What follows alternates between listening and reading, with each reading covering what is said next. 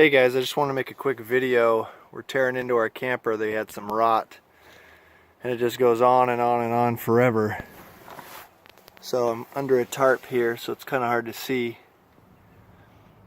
But I'm having to peel back the siding and get it all this rotten wood, just cut it back until it starts to feel solid.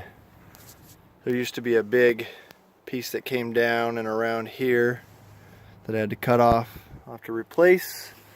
I'll be using lots of pocket screws, liquid nails, try to get this frame back together, try to repair it the right way. This whole bottom will have to be replaced. And a look inside the camper.